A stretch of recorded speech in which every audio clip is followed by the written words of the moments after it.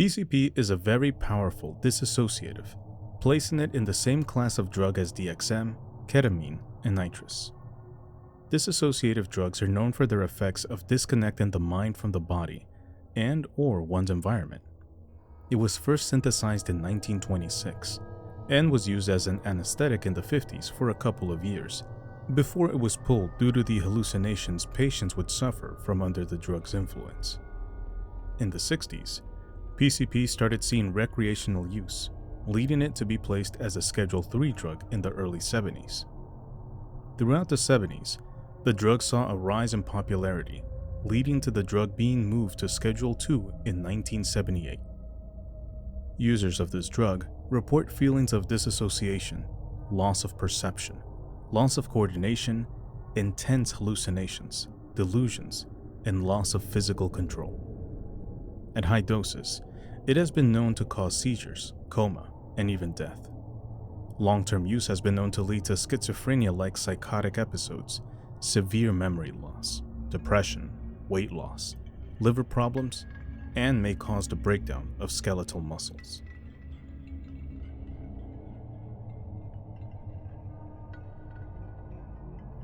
Christ-bearer.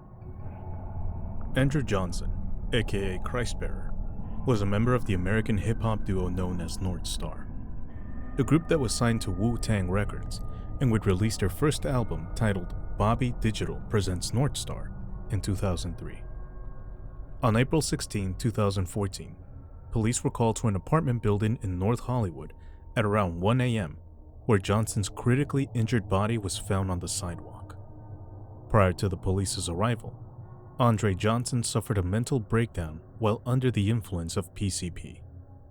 Johnson, who had 3 children by 3 different women, had restraining orders placed against him by each of his children's mother.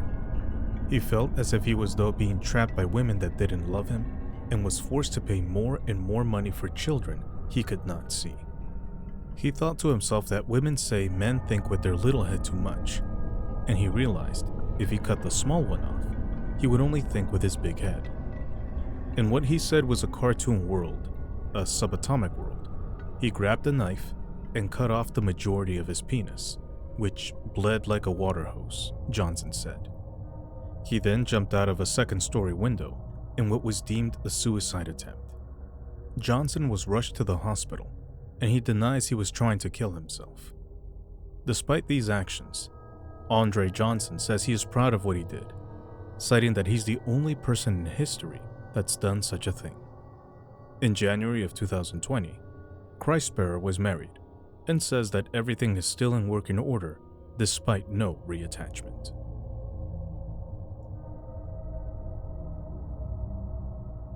Chevonne Thomas. You know what? I did it. I'm lying. I did it. Chevonne Thomas confessed to the 911 operator right before fatally stabbing herself in the neck. Thomas, who had a history of abusing PCP, had just regained custody of her 2-year-old son, Zari, 5 months before the emergency call was made.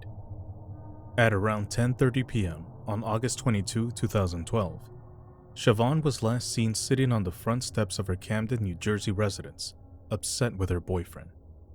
Shortly after, Thomas called 911 to report that her boyfriend had killed her 2-year-old, before admitting that it was indeed her that decapitated her son. Once police arrived on the scene, they found the boy's head in the freezer. Toxicology tests showed that Chevonne had smoked PCP-laced marijuana prior to the incident. Thomas had suffered from mental illness and would use PCP regularly. She was said to have been in her own world, walking around and talking and cursing to herself by her neighbors.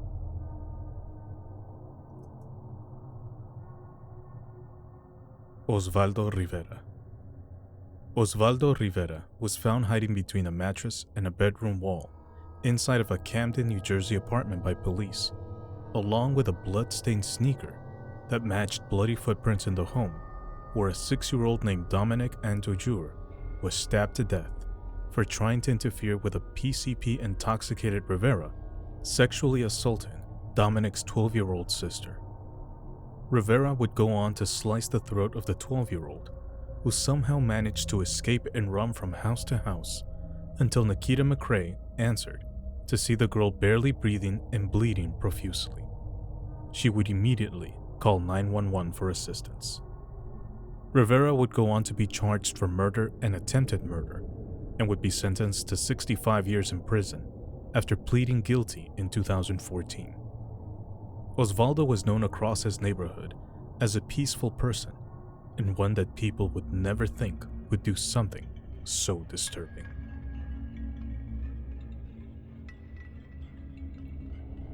Houston. Houston, born Houston Edward Summers IV in 1983, was an R&B single known for his single I Like That, featuring Chingy and Nate Dogg, released in 2004. Shortly after his debut album, It's Already Written, was released in August 2004, Houston attempted suicide while on tour in London, England. On January 27, 2005, Houston attempted to jump out of his 13th floor hotel window after ingesting PCP, but was stopped by his entourage. Once restrained, Houston was moved to and locked into a room on the first floor where he would go on to gouge his left eye out with a plastic fork. After the incident, Houston was committed to a rehab facility where he spent the next 2 weeks overcoming his issues with the drug. Upon completion of rehab, Summers went back to Los Angeles and apologized to everyone for his actions. He would attribute them to the stress caused by the music industry, saying, "Everything was clobbering down on me. Everything was going a little bit too hard on me."